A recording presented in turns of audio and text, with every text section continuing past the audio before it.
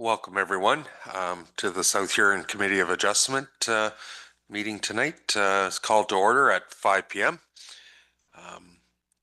Item number 2, are there any disclosures of pecuniary interest at this time? Not seeing any. I would ask the Secretary Treasurer to read the recommendation then. That South Huron Committee of Adjustment approve the April 7th, 2026 minutes as printed and circulated. Can I have a mover? Member Cloud Haggett. Seconder, Member Neeb. All in favor? Carried.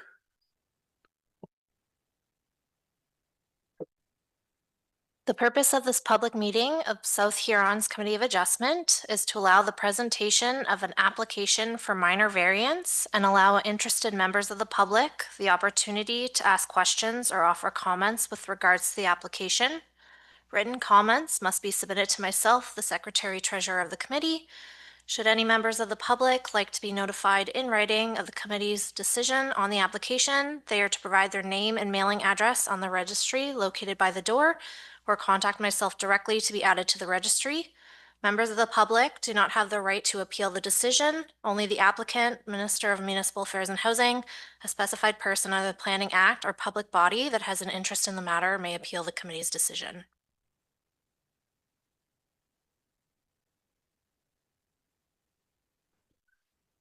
So minor variance MV02 2026. Notice for minor variance application MV02 2026 Lake Huron Primary Water Supply was sent out on April 8th, 2026 to property owners within 60 meters, 200 feet of the subject property and agencies requiring notice. Thank you. So now we'll welcome Victor to proceed with the presentation here. Thank you very much, and I'll just wait until my screen sharing goes through. So this property is owned by the City of London and Trust for the Lake Huron and Elgin area water supply. Billy Hacklander is the applicant from that organization, and he is on the call with us tonight. The application proposes to reduce the setback from 7.5 meters on this exterior side yard down to 1.2 meters. The property is significantly built out already, and it would be extremely difficult to locate this proposed administrative office in a location that would meet the setback, given the existing buildings and the high amount of infrastructure on the site. I will note that there is an existing garage on the property that has a reduced setback. This is required because this would be part of the main building and a new construction, not that existing. This application is a re-application. This exact variance was previously considered by the committee in 2024, minor variance 2 of 2024. It was approved in that case for 2 years. And within the 2 years, the applicants were required to receive site plan approval. They have been working diligently on their site plan application and have submitted draft site plan materials. But it isn't ready for full approval yet. And so the variance has expired. And thus we're moving forward with the same application again, as that's the only mechanism under the Planning Act we have. There's no way to extend the variance. So this is a 2020 air photo of the property. You can see in this area, like in a lot of our air photos, the property lines don't match up entirely with the actual features on the ground. In yellow, you can see where the existing garage is that's being replaced.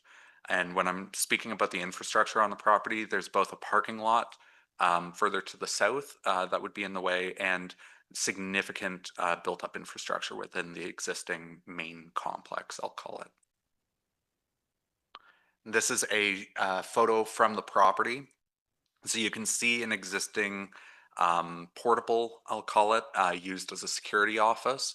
That would be essentially the west extent of the new building. And then the existing garage over on the east side there would also be removed and replaced. This is an excerpt from the site plan. I will note that one of the letters with concerns that we've received asked for a copy of the site plan, so they've gotten a full copy of this drawing. But for the benefit of anyone watching from home, there is the existing building shown with diagonal hatching, and then the proposed administration building and garage is shown in dark gray here. And the red dotted area is that existing garage. The existing security office would be over essentially under the text box here. So you can see that the new building would come closer to the property line by a few meters than the existing building. And otherwise that they're reconfiguring the interior parking and access areas to maintain vehicle access within the site. These are elevation drawings that were provided with the original application. They have been continuing to revise and update the design. But one of the questions that was received was about the height of the proposed building. While the zoning bylaw would allow a 20-meter tall building on the property, which could be 5 stories, maybe 6 stories, depending on how you design the building, this is only a 2-story building that we're looking at slightly over 9 meters. And this is an updated render from the applicant's website that they asked us to use as an updated visual. So you can see what the design elements that they've brought to the north side of the property facing towards the cottages across the street to try and break up that institutional building wall. At the time of writing the report, we have to submit the reports essentially at the same time that we circulated this one. So we hadn't received public comments yet, and we had not received the ABCA letter yet. So ABCA has no concerns regarding the proposal, but we have received 2 letters from the public with concerns, and I will briefly run through those after my presentation. In order to satisfy the 4 tests, the application must be minor, desirable, maintain the general intent of the official plan and of the zoning bylaw. My report goes through the 4 tests in more detail, but in this case, given the existing reductions that are present on the site, the low anticipated impact of the reduced side yard on that side to the road allowance, the fact that this is a reapplication and we're considering something the second time essentially, I have no concerns regarding the proposal, and I believe it does meet the 4 tests. And so I am recommending approval with the same conditions that the original application was approved under, which is that the addition be constructed in general conformity with the sketch and elevation drawings, and that the approval be within 24 months from the date of the committee's decision. I understand the applicants are hoping to move forward with construction this year, so that 24 months should certainly be more than adequate for them. And I'll just stop sharing so that I can flip over to the letters and briefly summarize those for the committee. So we have 2 letters. The first one was from Sandy, who is a resident of Dashwood.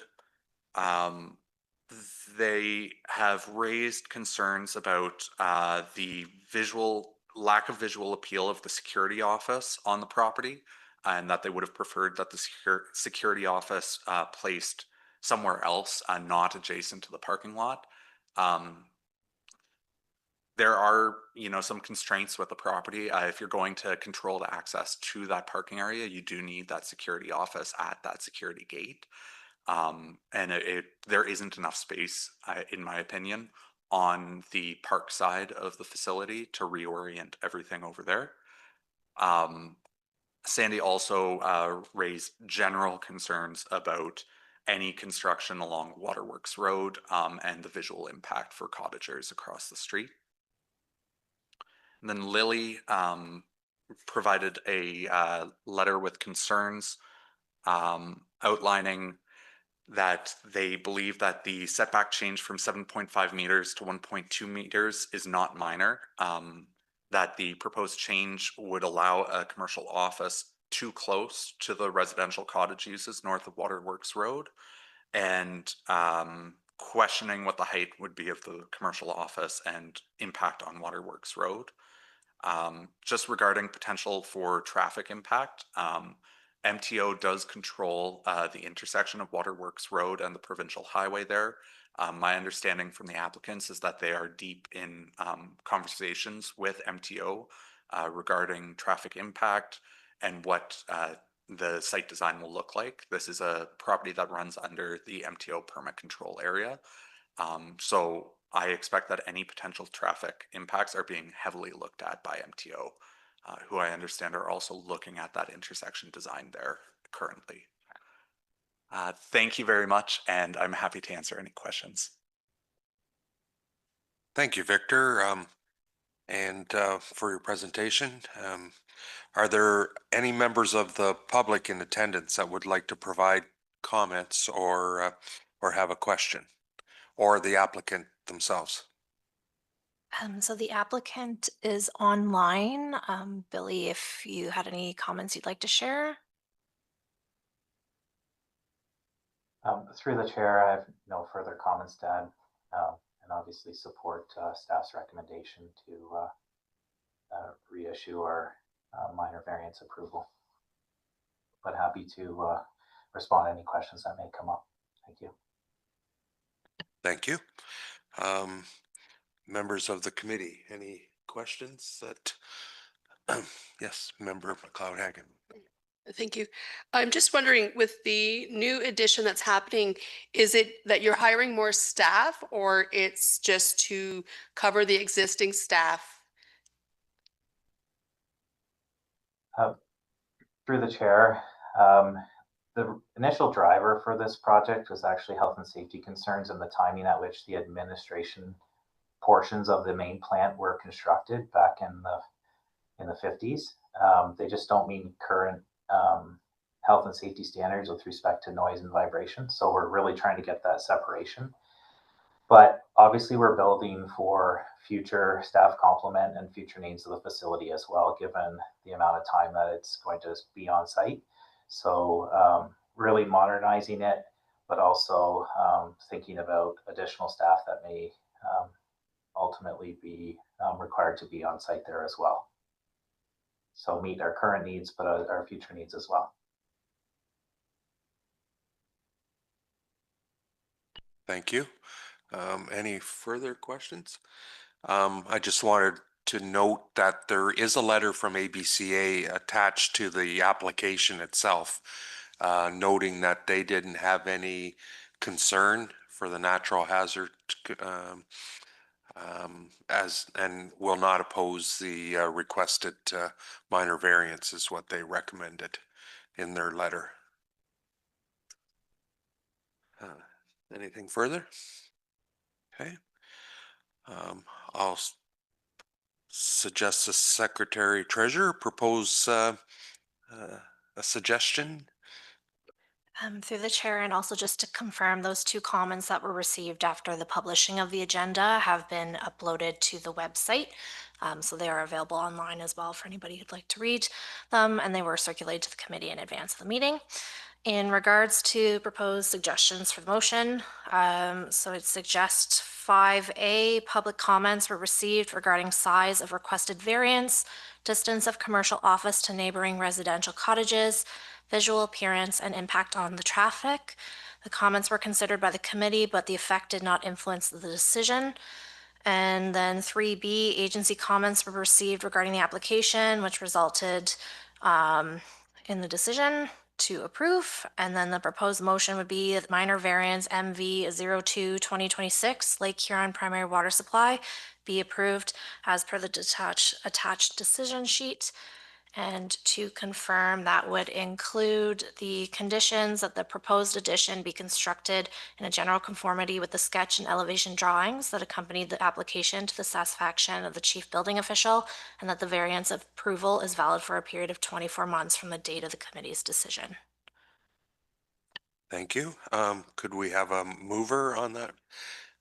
Member McLeod-Haggett, seconder. Member Need. Any comments? All in favor? Carried. Do I have a motion to adjourn? Member Neeb, seconder. Member McLeod-Haggett, all in favor? Carried. Thank you, everyone.